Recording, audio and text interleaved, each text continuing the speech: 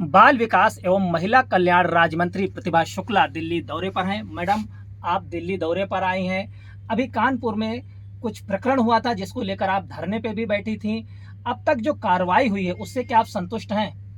कार्रवाई हो रही है और हम समझते हैं धरने पे बैठने का कारण हमारा भारतीय जनता पार्टी का कार्यकर्ता है जो कहीं आहत हो रहा था। उसकी कोई गलती नहीं थी। बिना गलती के यदि किसी पे मुकदमा लिखता है तो हम सभी लोग अपने कार्यकर्ता की बदौलत ही विधायक बनते हैं, तो हमें उनकी लड़ाई लड़नी है। लेकिन आपकी ही सरकार है, आप ही धरने पे बैठे, विपक्षी भी चुटकी लेते हैं कि क्या मंत्री की भी सुनवाई नहीं हो रही है? ऐसा नहीं है। हमारे मुख्यमंत्री जी तो बिल्कुल सही बात करने के लिए पूरा जोर देते हैं, लेकिन जो नीचे बैठे लोग हैं वो बात उस पर कहीं ना कहीं उस बातों को कमज़ोर करने की कोशिश करते हैं। और हम समझते हैं अर्थयुग है, अर्थयुग में सभी लोग धन को पहले महत्व देते हैं।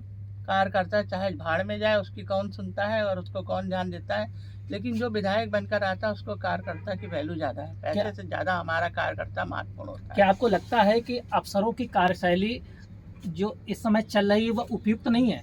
अब इसमें कुछ अफसर तो ऐसे हैं ही जिनकी कार्यशैली तो हम समझते हैं संदिग्ध रहती है।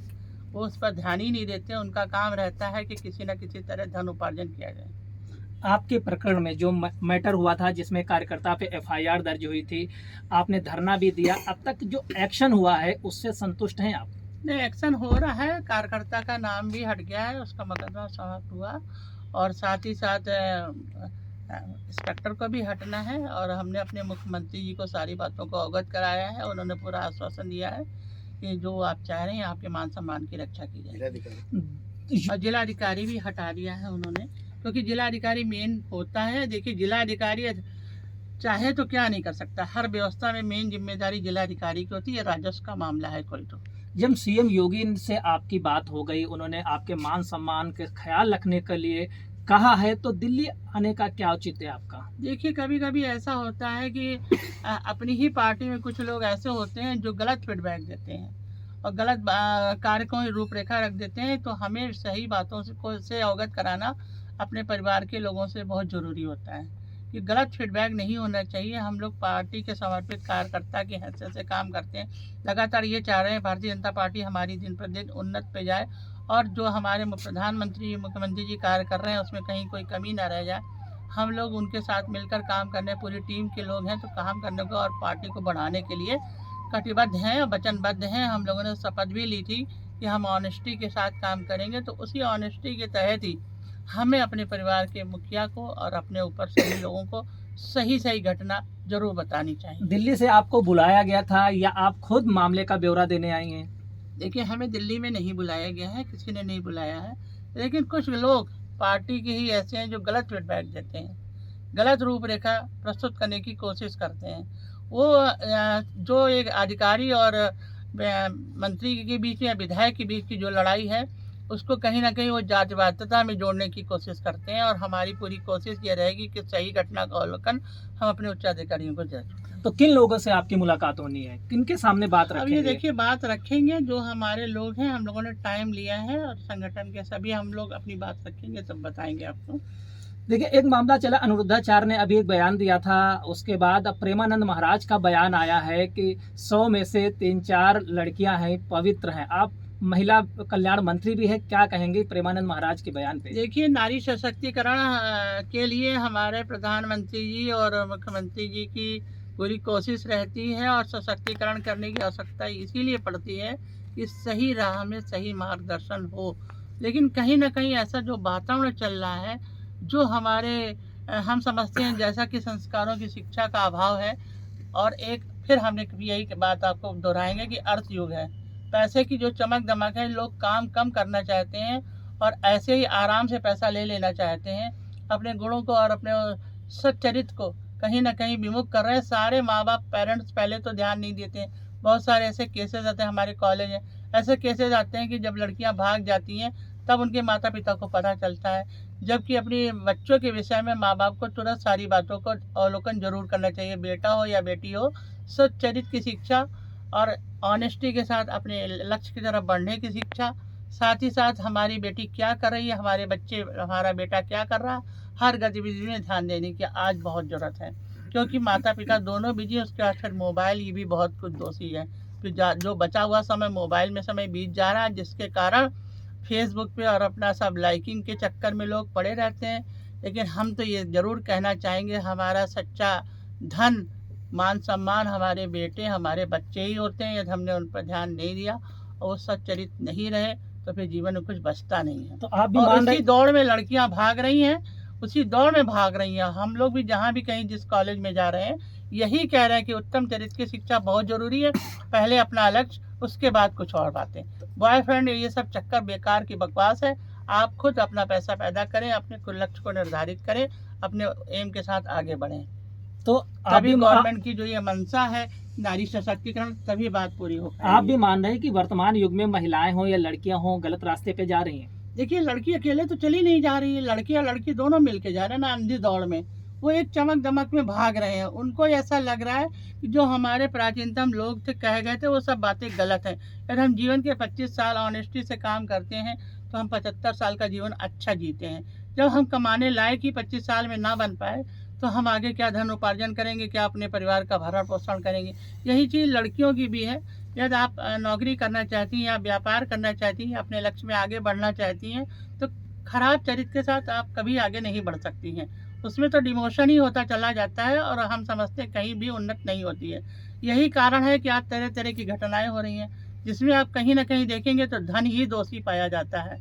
हमारे रिश्ते खत्म हो रहे हैं, हम धन की दौड़ में चकाचौंध भागते चले जा रहे हैं, जबकि जीवन में रिश्तों का बहुत महत्व है। सब खत्म हो रहा है। एक तरह से देखा जाए, माता पिता वृद्धाश्रम में पड़े हैं, लड़का माँ बाप को मार रहा है, पति पत्नी को मार रहे हैं, पत्नी पति को मार रहे हैं। तो ये जो कहीं संस्कारों की कमी तो आ गई है ना। संस्कार कहाँ से मिलते हैं? बचपन में बच्चे से मिलते हैं, जो आंगनबाड़ी केंद्र से शुरुआत होनी चाहिए। जो हमारे सरकार ध्यान दे रही है कि हम आंगनबाड़ी केंद्र में आचार विचार की शिक्षा दें, जो कहीं नहीं हो पा रही है फिर स्कूल में दें। उसके बाद हमारा बच्चा सशक्त बनकर निकल कर आए, जो उसकी शिक्षा दीक्षा हो वो मांगने वाला नहीं देने वाला बने। जब उसी के पास धन नहीं है तो वो धन की खोज में न जाने कहाँ कहाँ घूम रहे हैं। इसी को तो कलयुग कहते हैं। तो क्या जो लड़कियों की पवित्रता भंग होने की बात आ रही है उसकी वजह भी अर्थ ही है? पवित्रता कहाँ भंग हो रही है? पवित्रता भंग करने में तो दोनों लोग सहायक है ना। हमने कहा इसीलिए कह रहे हैं कि पवित्रता तभी भंग हो रही है यदि कोई ऐसी बात आ रही है। तो फिर शादी कहाँ कर रहे हैं लड़के? शादी भी तो नहीं कर रहे हैं। यदि कहीं ऐसी कोई बात आती है, विवाह की जब बात आती है या आपने कोई रिलेशनशिप कायम की है, तो फिर उसका एक मतलब है कि हम जीवन साथी बने और आगे अपने जीवन को साथ साथ निभाएं।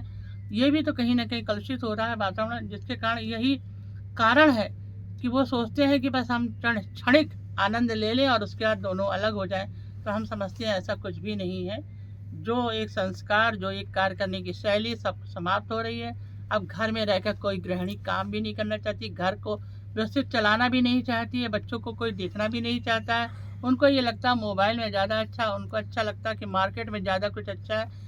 लेकिन ऐसा नहीं है। गृहस्थ जीवन के साथ यदि हम जीवन को में कदम रखते हैं तो उसके साथ समायोजन बिता के लड़कियों को आगे बढ़ने की शिक्षा देने का दायित्व माँ पे होता है, गुरु पे होता है। और हम समझते हैं गुरु जो भी मैसेज देता है वो जीवन में हर जगह लागू होता है। तो हमारे जो गुरु हैं अच्छे मैसेज दें जिससे समाज में सच्चरित्रता का वातावरण पैदा हो। प्रेमानंद महाराज के बयान से कितना आप सहमत हैं? अब प्रेमानंद महाराज जी तो राधा रानी के भक्त हैं। नारी के सम्मान के लिए माता राधा रानी के चरणों में प्रीति रखे हैं और वो उच्च गुरु हैं। हम सभी उन लोग उनका सम्मान करते हैं। लेकिन जो समाज में फैले वातावरण है, इसके देखने के लिए तो माता पिता और गुरु तीनों लोग ही तो समर्पित होते हैं, जो आचार विचार और संस्कारों की शिक्षा दे सकते हैं। तो वो जो शिक्षा देंगे उसी को सभी लोग अनुपालन करेंगे। अंतिम सवाल है कि डिम्पल यादव को लेकर मौलाना साजिद रशीदी ने बयान दिया है कि मस्जिद में वो गई थी, उनके पहनावे को लेकर टिप्पणी की है।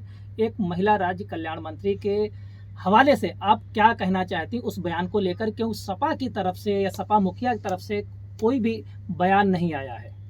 देखिए, हमें तो उस घटना के विषय में कुछ जानकारी नहीं है कि कौन कहाँ गया और क्या पहन के गया, ये मुझे नहीं जानकारी है। लेकिन हम ये ज़रूर कहेंगे कि कोई भी मौलाना हो या धर्म गुरु हो, किसी भी नारी के कपड़ों की तरफ आपका ध्यान कैसे चला गया? आप ये जो स्ट्रांग हैं और बिल कलेक्टर हैं, तो आप जो भी सामने महिला आती है तो आपको तो बस माँ दुर्गा, माँ सरस्वती के रूप में ही दिखनी चाहिए। उसके क्या कपड़े हैं, उसकी क्या वेशभूषा, उसका कैसा रंग रूप है, इस पर ध्यान ही नहीं जाता। यदि हम मतलब मान लीजिए 1 महीने का व्रत है, कोई भी यदि पुरुष सामने आ रहा है तो मुझको ऐसा लग रहा है बस शिव भगवान ही खड़े हैं जब कोई बच्चा आ रहा तो हमारे बेटे की तरह ही खड़ा, ध्यान ही नहीं जा रहा कि उसने पहना क्या है और कैसा उसका रंग रूप है, ध्यान ही नहीं जा रहा है। तो जब हम धार्मिक बातों में समावेशित होते हैं तो हम इस सारी बातों को ध्यान नहीं देते हैं। तो ये मौलाना ने किसी भी नारी के प्रति अभद्र टिप्पणी करी है, वो किसी भी पार्टी की क्यों ना, सम्मानित महिला है, महिला सम्मानित महिला के लिए कोई इस तरह की वेशभूषा की टिप्पणी नहीं होनी चाहिए। अंतिम सवाल है कि बीजेपी नेता द्वारा पोस्टर भी लखनऊ में लगाए गए हैं। उनका कहना है कि अखिलेश यादव जब पत्नी के अपमान पे नहीं बोल सकते हैं तो प्रदेश की बहन बेटियों के साथ अगर कोई अत्याचार होता है उस पर कैसे बोलेंगे। अखिलेश यादव की चुप्पी पे आप क्या कहेंगे?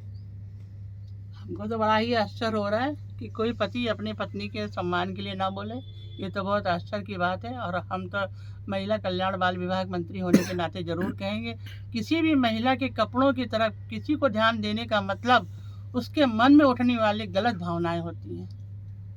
यदि हमारे मन में गलत भावना है तो हम दूसरे की कपड़ों पे टिप्पणी करेंगे। यदि हमें ध्यान ही नहीं देना, हम अपने में लक्ष्य में लगे हैं, तो कोई महिला क्या पहने क्या नहीं पहने इससे हमें क्या लेना देना है। यदि मौलाना है तो फिर वो सबके धर्मगुरु तो सब ऐसे ही होते हैं जो अपने ही संस्कारों, अपने ही ईश्वर पे ध्यान देते हैं, इधर उधर ध्यान तो नहीं भटकाते। शुक्रिया हमसे बात करने के लिए। ये थे हमारे साथ यूपी सरकार की राज्य मंत्री प्रतिभा शुक्ला। न्यूज़ 18 के लिए संदीप पांडे।